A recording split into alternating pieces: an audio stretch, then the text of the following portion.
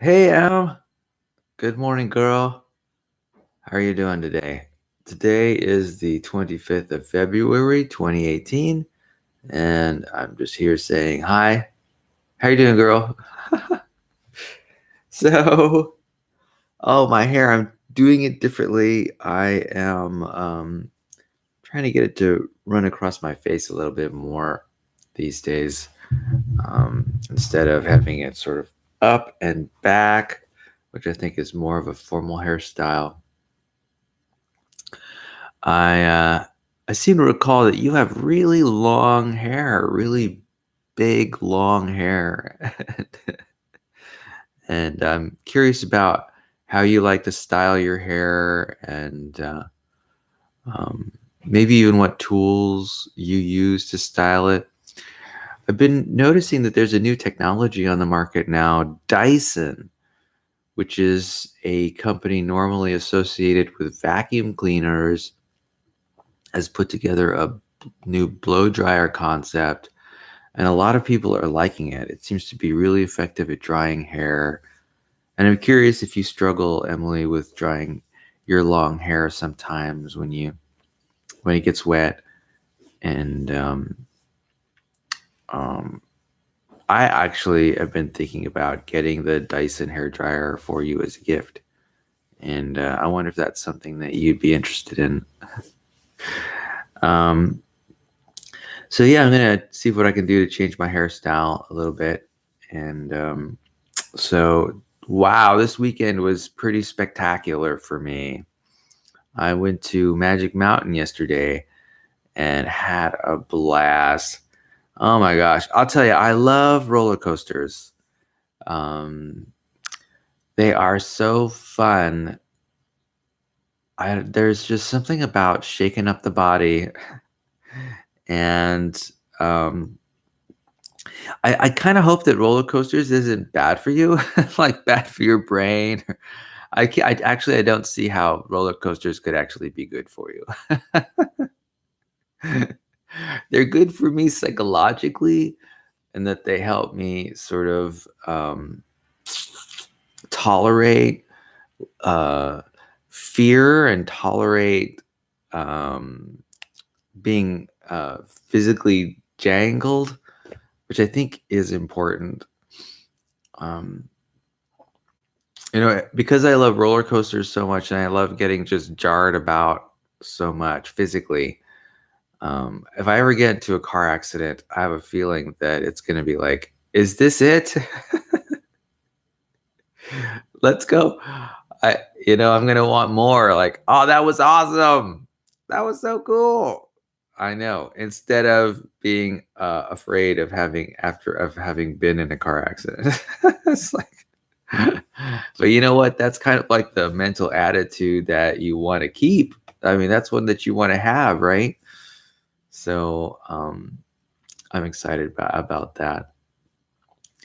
I think that it's important as a human being to keep struggling. I mean, not to keep struggling, but to keep sort of pushing your boundaries in the sense that keep exposing yourself to, say, anxiety producing situations, anger producing situations, frustration producing situations, and practice in expressing virtuous behavior in tough situations, um, and getting good at it so that when a tough situation rolls around naturally, it's easy for you to exhibit the virtuous behavior. Otherwise, it's hard if you're sort of always surrounding yourself with comfort and goodness and ease. As soon as you confront a difficult situation, you get out of sorts, and you don't express the virtuous behavior that you hope for. So I think almost this could be a really useful practice to put yourself under stress regularly in a controlled situation, a kind of stress um, that is predictable, right? One where you can practice, something that you can do over and over again. I think that's really important. Something that you can do over and over again. Kind of, you got to have stressful environments repeatedly put into your path so that you can learn effective ways to be virtuous.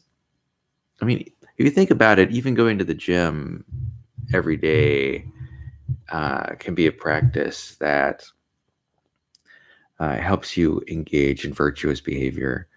Often after you've exercised, sometimes you have sore muscles, sore joints, maybe your bones hurt, right? Maybe, maybe you're feeling low energy. Um, Maybe you're struggling with hydration. Maybe you're struggling with heat, right?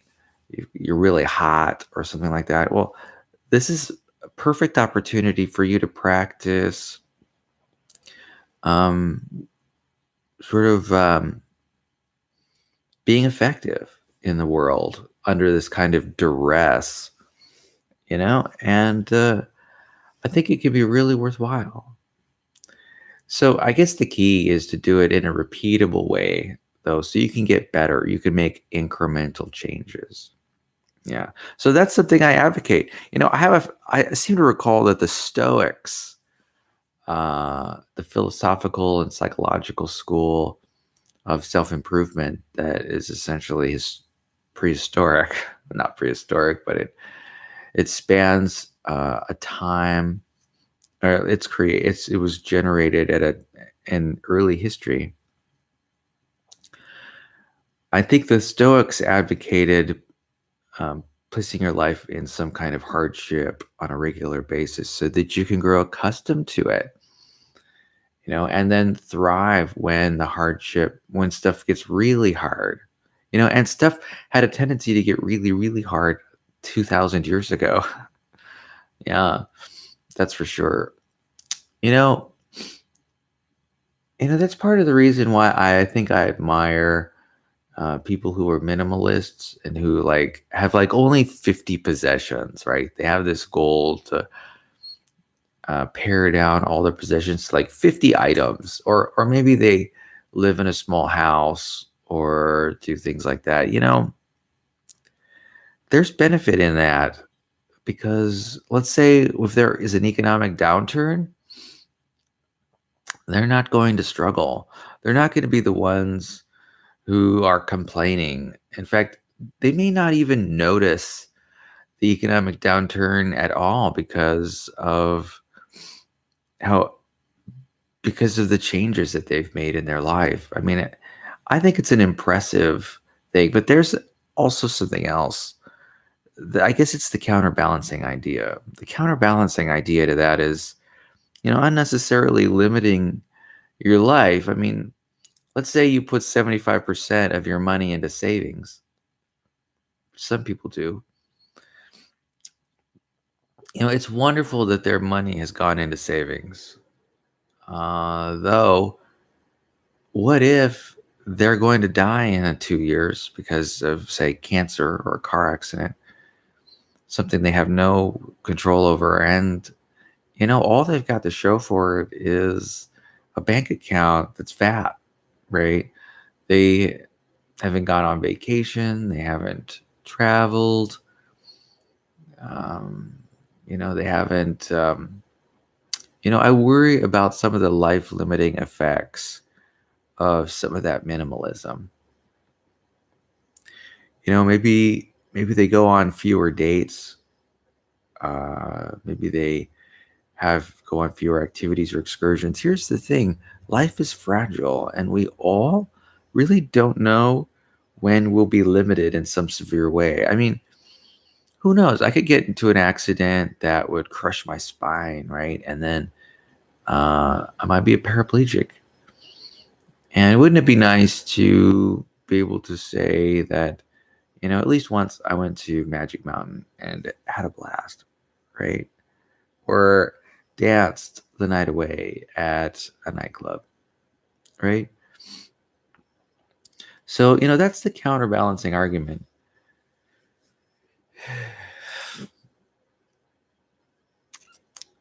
I guess that's why the Greek um, virtue of moderation, that's where the Greek virtue of moderation comes in.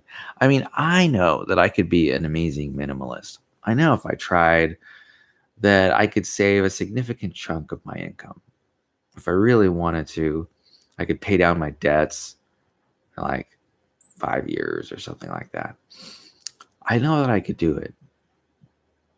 But I think what I'd have to do is I'd have to find ways of expressing myself, expressing my life in ways that are enjoyable and even fanciful, right?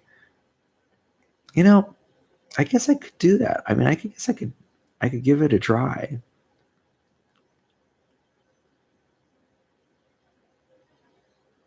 Hmm. These are the questions that human life is made out of. You know, there's really no plan for people's lives unless they make those plans themselves, right? It's about people predicting what might make them happy. And as I understand it, people are notorious for doing a poor job at predicting what makes them happy. It's For some reason our judgment isn't good when it comes to that. It's being human is just this process of self-discovery. It's a continual unfolding. It's a continual sort of exploration where we're continuously discovering what it is that we like, right? And we're continually deciding where to place our energy based on that information, right? The experiences we have, we are sort of collecting data. In fact, we're all kind of like scientists collecting data on what we enjoy and what we like, and then putting energy in those areas that seem promising. All the while maintaining the our bodies and our minds, and making sure that they get the nutrition that they need and the treatment that they need for a long lasting utility. Yeah. And everybody is doing that. Because everyone has different genetic makeup, and because everyone's in a different environment, like an economic environment, social environment, and then not only that, but for every event that we happens, we interpret those events in different ways depending on our particular outlook. And so, we're continuously testing the waters. Every person is. For example, me, have the ability to be an extrovert if I want to. And so, that gives me options about how to behave in large groups. And, there are lots of ways that I can engage in pleasant behavior, pleasurable behavior, happiness producing behavior in large groups. Now, there are others who are of different personality type. They may be more introverted. And for them, they don't have the option to sort of, not a comfortable option for them to sort of perform well in group situations. And so they'll make a different set of decisions based on their preferences about how they want to spend their time and how they receive energy. A lot of it is, well, it's kind of interesting how a lot of it just boils down to interpretation, right? What kind of meaning are you deriving from your day-to-day, hour-to-hour situations? You know, we come to conclusions, right? At the end of an event, we decide yay or nay, right? About whether we want to repeat that situation again.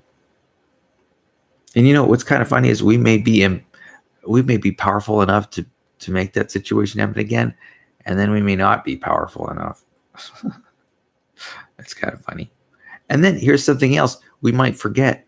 Not only could we be wrong about what makes us happy, which I actually believe is true. I think we can be wrong about what makes us happy. I think we also forget what makes us happy. I think I've done probably 100 things that I really enjoyed that if I could remember them, I would want to do them again. But I've forgotten. I've just forgotten that I really like something.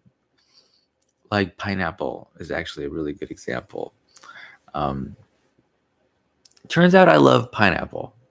And for the longest time, I kind of forgot that I loved pineapple. And pineapple didn't cross my mind for ages.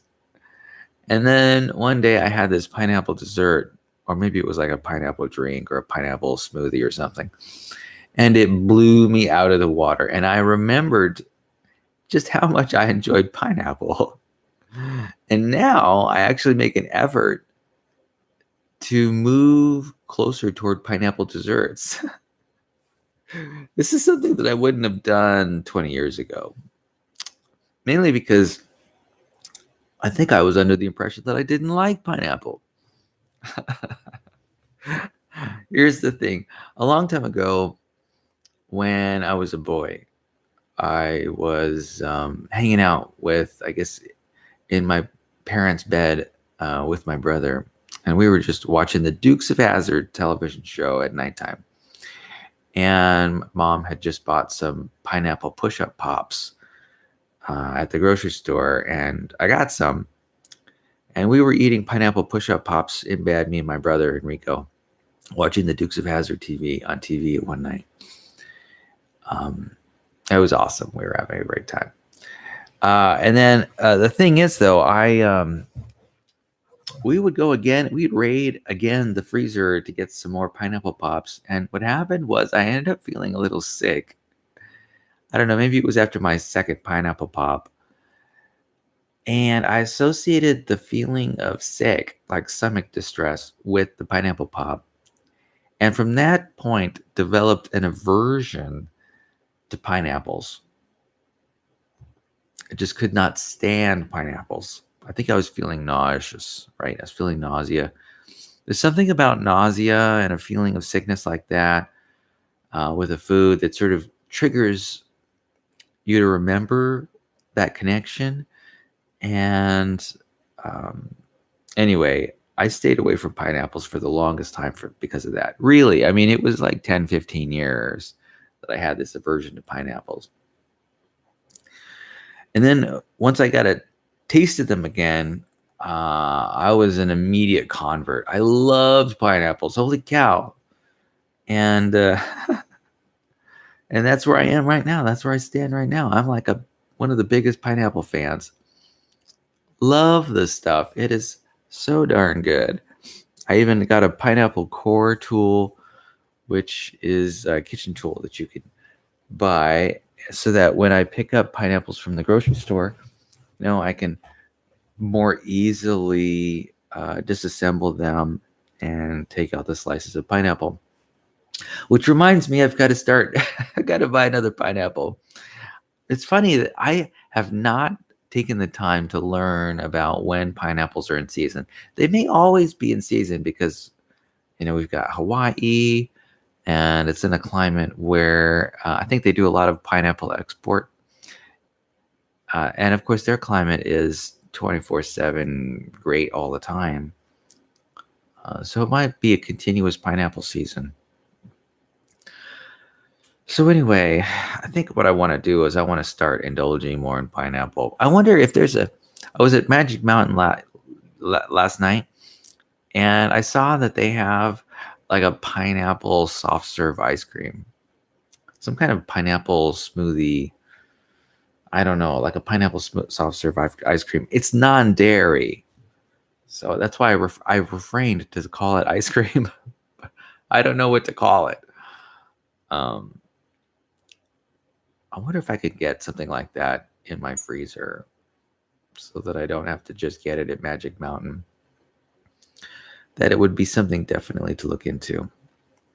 Anyway, and when I was at Magic Mountain yesterday, I came across a wolf, a sculpture of a wolf. Turns out, a part of Magic Mountain, they've got various themed areas, and one of the themed areas is like the California Gold Rush, and so it's very wildernessy. And they had a sculpture of a wolf and a wolf's child cub, a wolf cub. And Em, I remember you asking me or telling me one time that you really loved wolves. And, it got me to thinking. I've always kind of remembered that you love wolves. And I was thinking that you and I could possibly read the book White Fang. I've actually kind of always wanted to read the book White Fang, but never did. Hey, Google, who is the author of the book White Fang? Jack London wrote White Fang. All right, so Jack London. What do you say, Emily, that we read the book White Fang together by Jack London? White Fang is a classic book, and I think there's like the Jack London Library here in Sonoma, California. I think Jack London was native Californian. Hey, Google, where did Jack London born? He was born in San Francisco, California. There we go. Jack London was born in San Francisco, California. We could actually travel to Jack London's birthplace. I bet you anything. There's some kind of museum related to Jack London. And that sounds like something that's feasible, something that we could do. We could read Jack London. There's probably even a movie about White Fang. I mean, I would anything that there's probably some kind of Disney movie based on White Fang. I don't know this. Hey, Google, is there a movie titled White Fang? His movies included The Ballad of Buster Scruggs, White Fang, and 57 others. Let me know if you want me to tell you more. Okay. So that is an amazing resource. I think that there is a movie out there called White Fang. And so, Elm, there's an avenue where we can explore together. We could maybe even watch the movie together. And so I'm excited about this idea. I'm going to share it with you in a couple different ways. And I wonder if you'll respond to me with some kind of positive reply. Who knows? Let's see. What else has been going on my mind? Oh, so anyway, maybe we can move to that part of the session where we do our book review. So I was thinking that today we could go over the book called The Happiness Makeover by MJ. What's her name? I forget her name now. By MJ. And so I actually read the book already, and I highlighted some passages. And so I think what we could do is we could go through each and every passage that I highlighted, and we could discuss it. So here's a highlight that I highlighted on page 13 of the book, and it says, quote, "You can't just stop the negative. You have to give your mind somewhere good to go. This means practicing thinking thoughts of kindness, patience, generosity, or gratitude that may feel awkward initially." So this is a really important point. You can't just tell the brain what you don't want to do.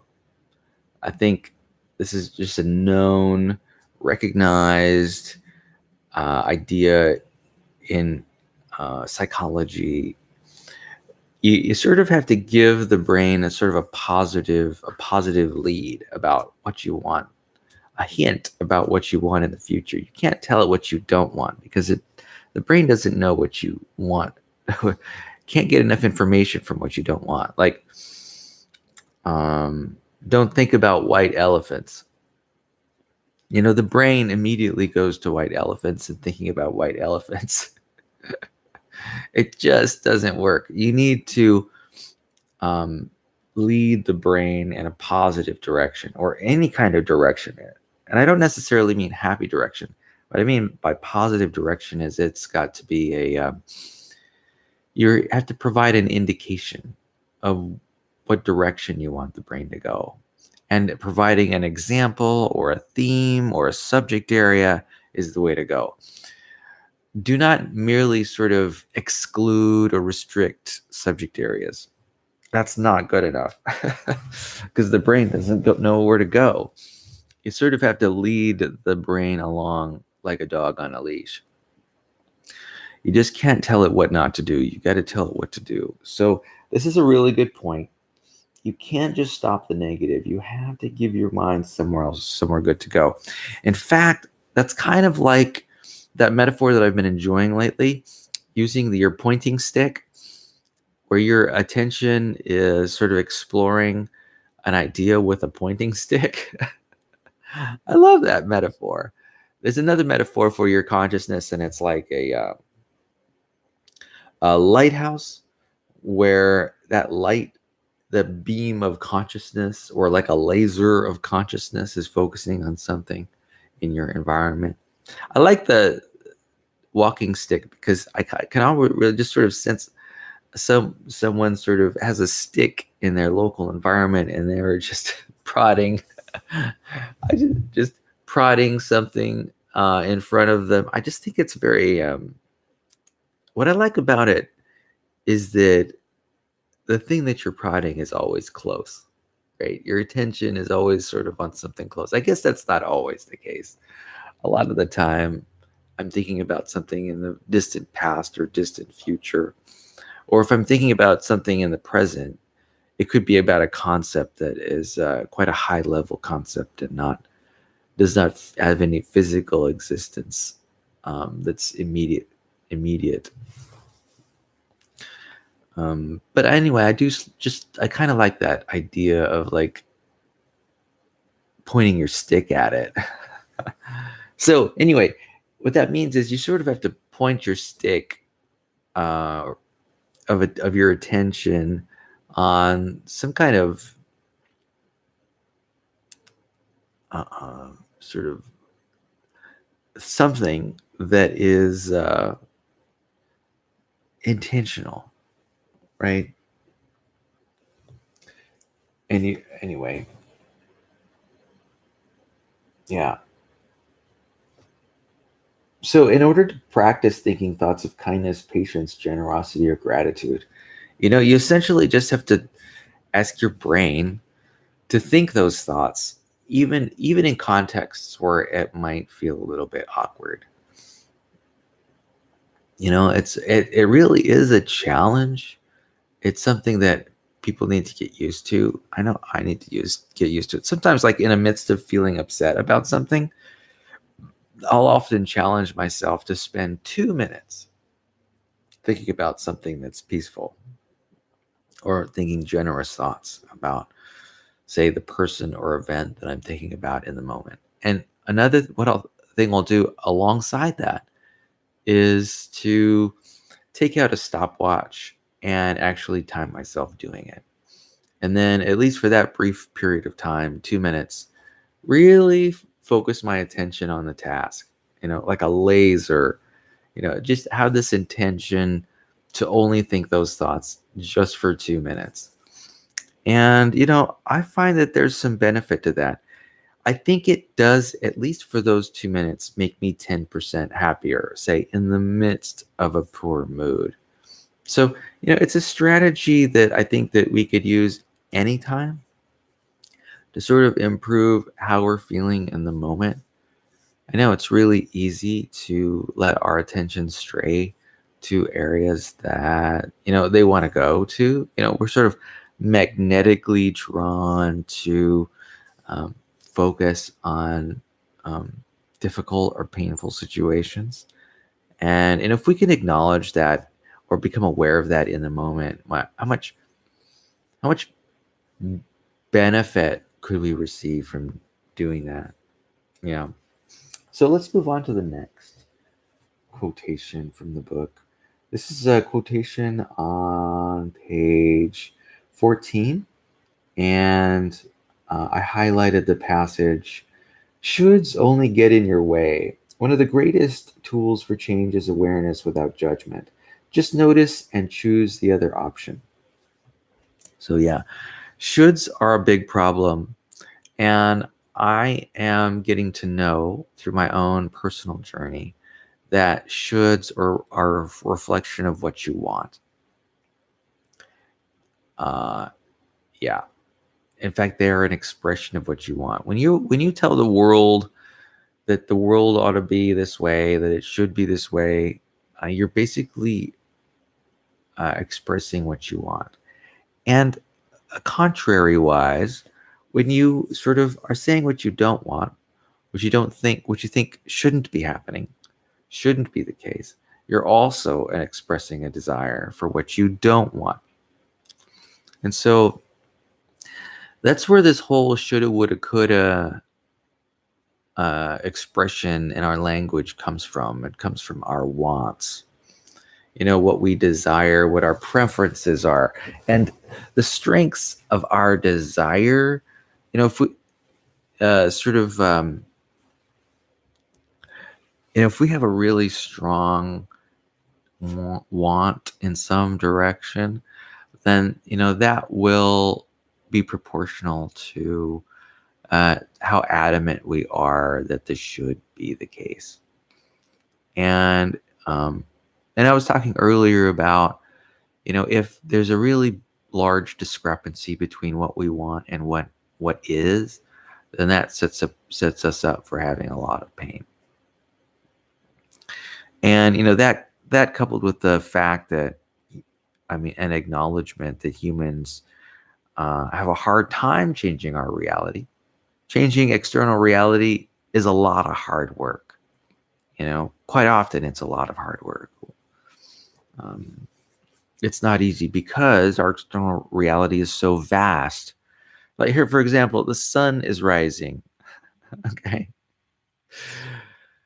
The sun is 93 million miles away, and it's millions and millions of degrees Fahrenheit hot. Do I have the ability to change my external environment? And the answer, as it relates to the sun rising, the answer is no. I am essentially powerless in the rising of the sun and the rotation of the earth. Um, our universe is so vast, and my powers of control are so limited that I there's just no way I can make that changes. So it's probably wise that I learn to love the sunrise. Right? I adapt to my external environment, and I seek beauty and meaning in sunrise and sunset. So the same is true in our relationships. The fact is, I can't control how others act. I can't control the meanings that others apply to our situation, say a common situation. I and I when people ascribe a meaning to an external situation, I can't change their mind. I mean, I might be able to apply some rationale. I might be able to sort of challenge. I might be able to challenge their ideas. I might not be able to challenge. They may not give me the chance to change their ideas about the world. So I'm just not in control of the meaning that they ascribe to their situation, even if they are close family members or even our romantic mates, friends. So I'm powerless. So how do we respond in the midst of being powerless to change how other people relate to us? Well, just like we respond to other things, we just have to adapt to them.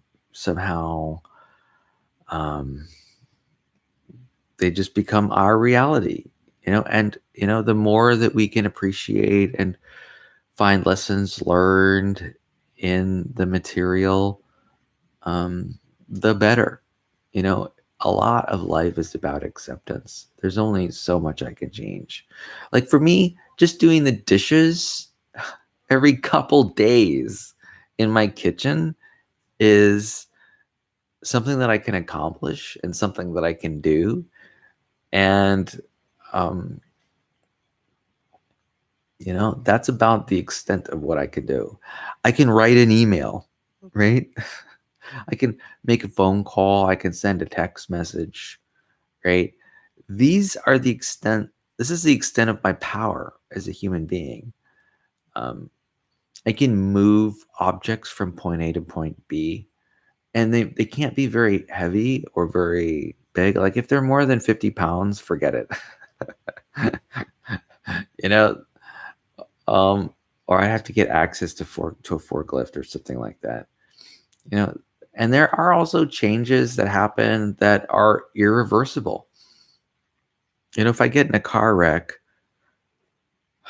I might just have to buy a new car if the car is sufficiently crushed, because a crush, like metal warping, is something that is really hard to recover from. It's because you just, some changes are irreversible, and those changes can be with material objects that you own, or the relationships you have. you know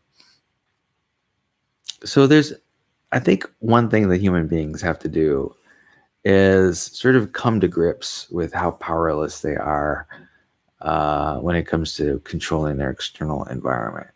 Now, human beings also have a lot of power to change their external environment, and really to change the meaning of their external environment. In fact, that's where we have the most power anyway. If you want to exercise your power in some significant way, I think that the best way to do it is to change the meaning an external event has for you. This is not an easy task because it's not immediately obvious how to do that. It's a little tricky. Sometimes it's not as easy as just viewing a situation from a different basket of values. Um, Sometimes it's about changing the goalposts. It can get pretty tricky. Anyway, I'll move on to the next subject here. Okay. So the next passage is um,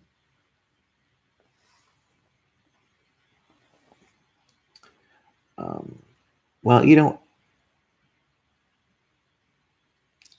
there's a second part to this passage, and I'll say it again. Shoulds only get in your way. One of the greatest tools for change is awareness without judgment. Just notice and choose the other option. So,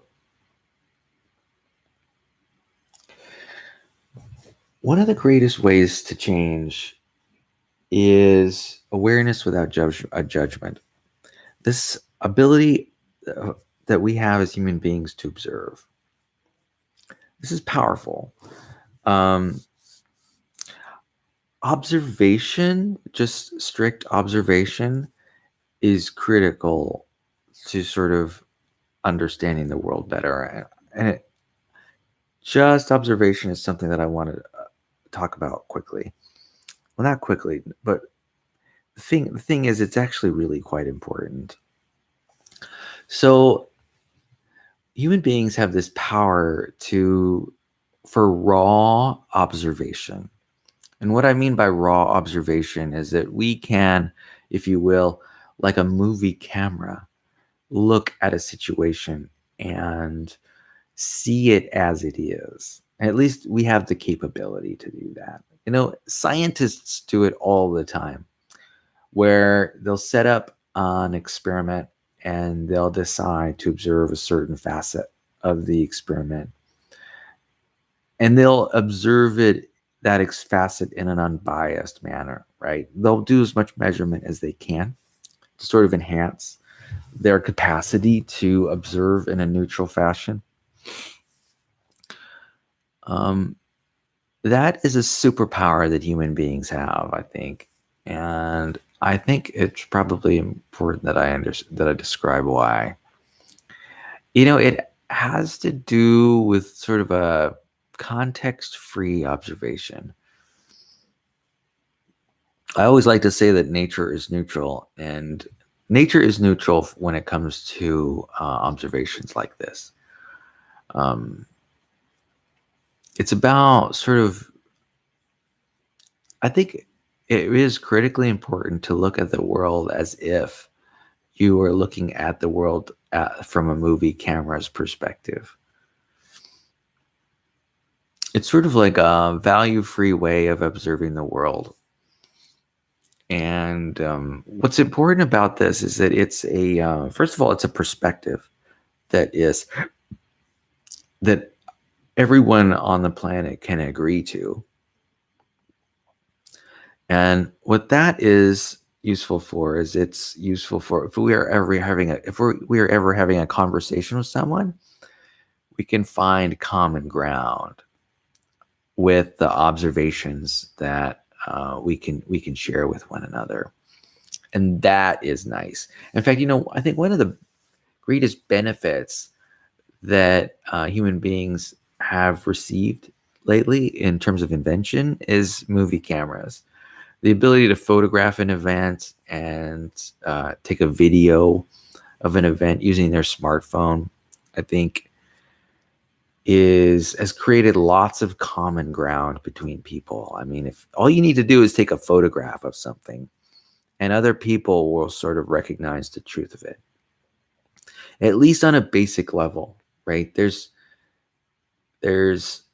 we can both acknowledge that common ground, that reality exists. Before photography, you know, people were just comparing stories, and it was really easy to get wrapped up into meaning. With photographs and videos today, you don't necessarily have to get wrapped up in the differences of meaning. You can at least reference the fact of the photograph, right? And that, I think, ability to share that common ground has really done a lot for discourse in our society and our global society. So really glad for that. There's there's something to be said for neutral observation. It's I think neutral observation is key. Quite often, when people get frustrated or angry or upset, they've sort of lost their patience with um, the world around them. And having this neutral view is really helpful because it sort of goes beyond questions of meaning. And, it's fertile ground to create new meaning. Yeah. It's really easy it's really easy to engage in creative thought when you're not biased by a certain basket of values. Um, I don't know. That's part of the reason I think that observation is so useful. Um, you know, so I guess I can move on to the next passage. So the next passage that I highlighted was on page 14, and the passage reads, "Learning is enhanced through reflection after an event, but not by beating yourself up." Okay. This is something I've been noticing lately in myself. Um, sometimes I say bad things about myself, and what I've been noticing these days is it's sort of like sometimes I've been actually also trying to exaggerate it because I want to sort of get at its root and understand it. I sort of call it it's like a self-criticism that is comes out of the blue, and I actually have been calling it self-hatred lately. Um, because I kind of want to root it out.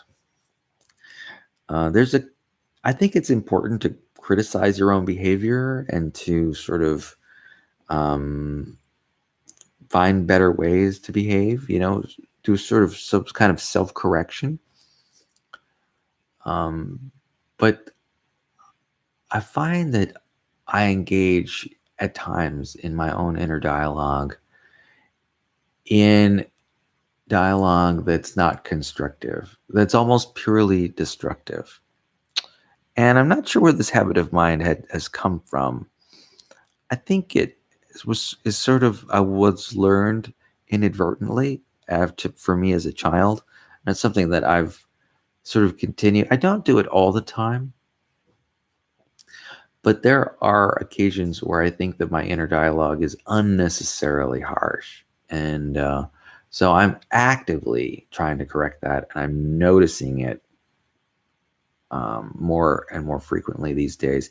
And I'm doing a good job, in fact, personally, reducing the instances of it happening. I and I think that everybody does it. Um, I think some people do it more than others. Some are not aware of it. I think quite often it goes below the threshold of awareness for a lot of people, and and I think that's partly why I think it's so important. I want to get to a point in my inner dialogue where it is purely constructive, where I'm always an advocate for myself and my own interests, and I am never unnecessarily destructive. Not never. I'm never unnecessarily self-critical. I think you can. I think it's important. I think one can be analytical and not be critical. Um, and so, anyway, it's sort of a virtue that I'm exercising right now. It's sort of uh, it's an acknowledgement about it's acknowledgement of some difficult conversations I have with myself sometimes, challenging, hurtful conversations. I'm trying to turn those around. I think I'm doing a pretty good job of it. I'm catching myself once or twice a day, and coming up with alternative dialogues that can help me do it. So anyway, I'm really proud of that sort of inner work that I'm doing right now.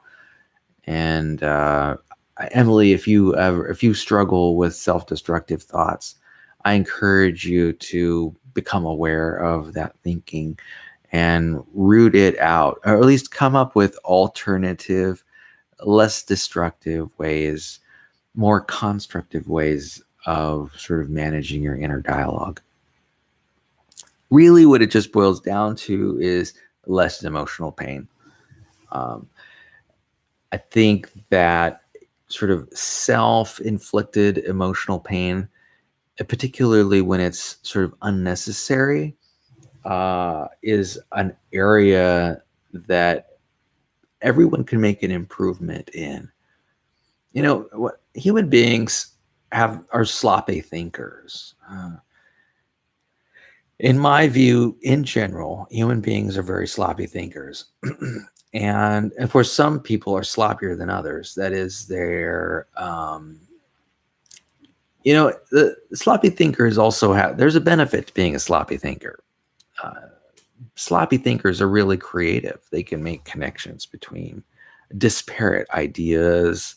And I think creative people have a tendency to be somewhat self destructive sometimes, or engage in or destructive thinking. Why is that? I don't know. There's a virtue to being, to sort of wild thinking. There's a virtue, and it actually is quite creative. Some of the wildest thinkers I know are also the most creative. But I think um, it can be a problem area. You know. So anyway, let's move on to the next quotation. Here it is. This is a quotation that is on page 14 of the book, uh, at The Happiness Makeover by M.J. Ryan. And the quotation reads, "But the possibility of experiencing the joy of being alive, appreciating what we can in our circumstances, of letting go of unnecessary burdens, of giving to others is also real. We have what we need to be happy. In every moment, we can choose where to focus our attention and therefore how we feel." Wow, that's a really powerful statement. Let me read that last part again. We have what we need to be happy. In every moment, we can choose to focus our attention and therefore how we feel. Okay, that is a really powerful statement. Um, let's start off with the first part. We have what we need to be happy. Okay, so I think this is important, very, very critical to know, to be aware of. We have what we need to be happy. Well, first of all, I'll use myself as an example. I have good health, good physical health, good mental health. Um, that's the basis for, at least one basis for being happy, although you can be very unhealthy and be happy as well. Um, but I think that's an important basis. And I also have a mind where I have the freedom to choose about what to think next. And uh, really, those are the two essential ingredients to being happy. I have those ingredients. I have what I need to be happy. I have what I need to be happy. In fact, I could be the happiest person on the planet if I chose to be. Could I be happier than a billionaire? Absolutely. In fact, I often use that question. I ask that to myself at times. Could I be happier than Oprah Winfrey? Absolutely. Who is a billionaire? Um, absolutely. I could be. And, just that idea alone, just, I think what that idea does is it sort of challenges this notion that sort of rich people are super happy. Some of the richest people I know are miserable, just truly miserable, and miserable people too. Ones who don't, uh, who are really challenged to express virtuous behavior. But actually, they're a great, I think a very high number, in fact, a very great majority of wealthy people are also quite virtuous and are very happy. But I think it's also possible to be unhappy as a wealthy person. Definitely. More money, more problems. That's what they say, right? And I think that can be true. So, I think that it's important to acknowledge that I have everything that I need in order to be happy. In fact, at this very moment, I have everything that I need to be the happiest man on the planet. Isn't it amazing to even consider? What a thought to contemplate. I have what I need to be the happiest man on the planet. I have all the resources I need. And the most important resource is the ability to direct my own thoughts, to focus on what I want to focus. I have the absolute ability to do that. Amazing. Let's move on. I'm not going to move on to the next passage, but I'm going to move on to the next sentence. We have what we need to be happy. And the next sentence reads, in every moment, we can choose where to focus our attention and therefore how we feel. So, in every moment, we have the power to focus our attention and therefore how we feel. Mm, powerful. We have the power to focus our attention. I think that's the key point there. And where we focus our attention is essential to creating how we feel. Um, Definitely critically important. So I guess the question is, you know, where to focus our attention, right? As I was mentioning earlier in our discussion, I mentioned that where you can't just tell your attention what not to do, right? You can't tell your mind to stop thinking of white elephants and actually have that statement be effective as guidance. You actually have to sort of lead your attention like a dog, right? As like a pet in a certain direction with examples. You know,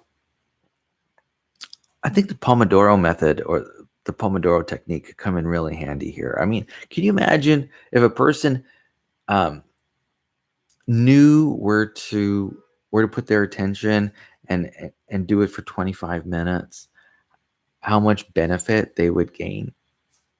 Yeah.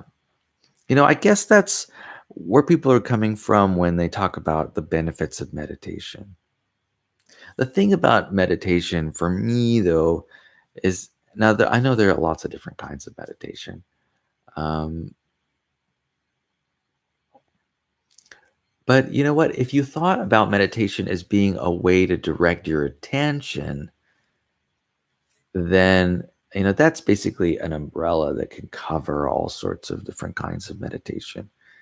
And it's where how you feel really is dependent on where you put your attention, through the day. Anyway, I see the sun is rising here in the east, and it's shining on my face. In the past, when I made videos like this, it's been dark outside, and summertime is here. Let me tell you, so glad that it's here. We've got the sun. So I'm going to wrap this up. Emily, I want to leave you with this idea about whether you're happier or not is strongly dependent on where you put your attention. And if you can use the Pomodoro technique, yeah, get a stopwatch out and say that you're going to put 100% of your effort, at least for the next 5 minutes, say, or 2 minutes, focusing on some positive aspect of your reality. I think that can go a long way to helping you be 10% happier. Anyway, as I wrap this discussion up this morning, Emily, I just wanted to say thank you for clicking on the link, and thank you for taking the time to sort of be willing to spend some time with me and sort of discover what's going on in my world, discover what I'm thinking about today. I hope you have a fantastic Monday morning at school, and I hope you have a fantastic rest of the week. I'm going to get back with you. You sent me an instant message, and I just haven't replied to it.